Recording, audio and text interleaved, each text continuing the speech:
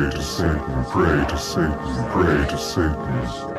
For those of you who don't know, The Amazing Atheist, also known as TJ, is a fellow YouTuber who is, of course, atheist, and he often discusses religion, politics, and science on his YouTube channel.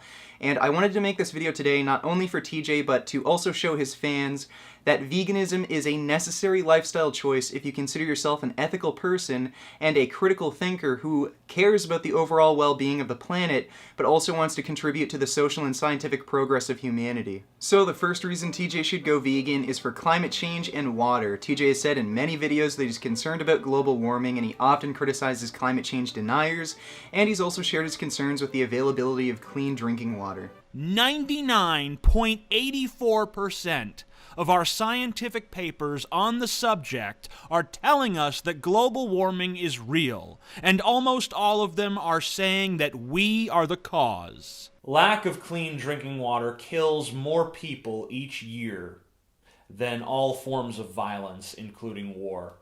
800 million people on this planet do not have access to clean drinking water at all. According to a 2006 United Nations study, cattle rearing alone generated more greenhouse gas emissions than cars, with animal agriculture accounting for 18% of total greenhouse gas emissions, with a more thorough 2009 World Watch study showing that animal agriculture accounts for 51% of total greenhouse gas emissions.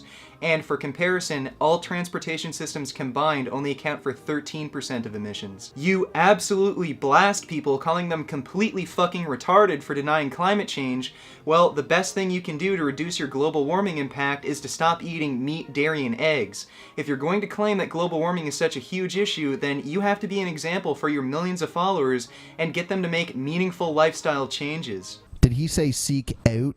Seek out? Along with being such a huge contributor to global warming, the animal products industry also wastes a tremendous amount of water. It can take 2,400 gallons of water to make just 1 pound of meat, but it only takes 25 gallons to make just 1 pound of wheat.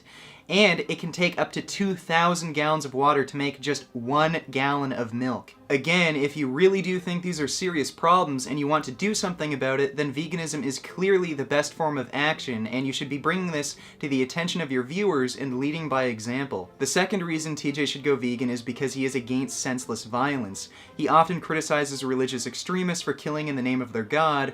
Well, TJ is committing murder with virtually every single meal he eats.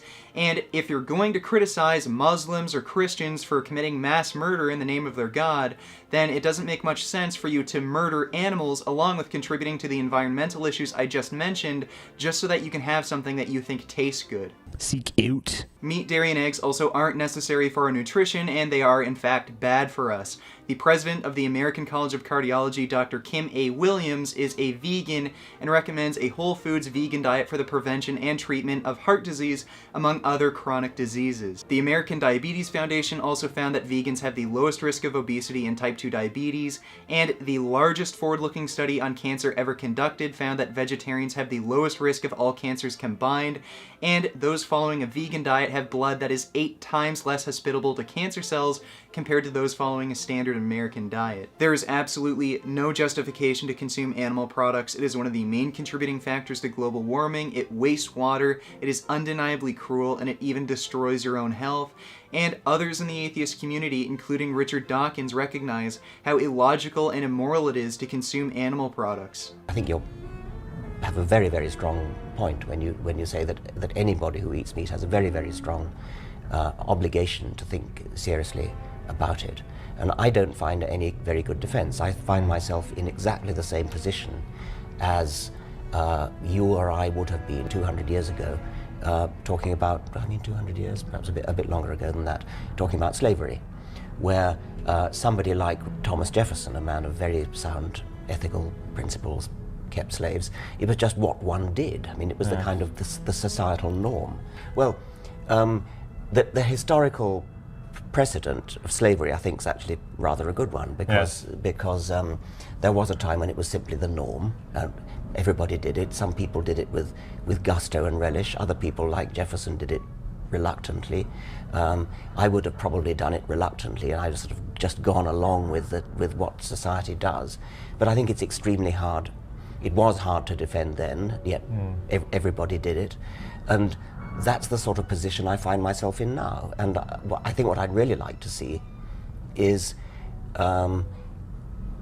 people like you having a far greater effect upon, I would call it consciousness raising, really, having and try to swing it round so that it becomes the societal norm not to eat meat. And you might shrug off the personal health benefits of a vegan diet, and I've seen videos of yours where you're smoking and you say, who gives a shit, who wants to live long anyway? Well, I think you have a responsibility to live long and be healthy. Christopher Hitchens had a very similar view on his health as you do, and he drank and he smoked, and look what happened. He died a very slow, painful death. But worst of all, he's not around anymore to promote atheism and put religious fanatics in their fucking place. We've lost one of the smartest, most influential people in the atheist movement, and he could have still been around here today promoting atheism and introducing more people to critical thinking if he had taken his health seriously. And you're not in great shape yourself, you're overweight, you smoke, you don't have a good diet, and you're heading down the same road as Christopher Hitchens, and all of your enemies, Christians, Muslims, Jews, or whatever, they want to see that happen, and you're just fulfilling their wish by smoking and eating all these shitty fucking animal products. And you, as a smart, critical thinker, have a responsibility to take care of your health so that you can speak up against all of this fucking bullshit in the world. We really don't need more smart people to fucking die and have them just be replaced by 10 more fucking idiots. And the last reason I think TJ should go vegan is to break free of indoctrination.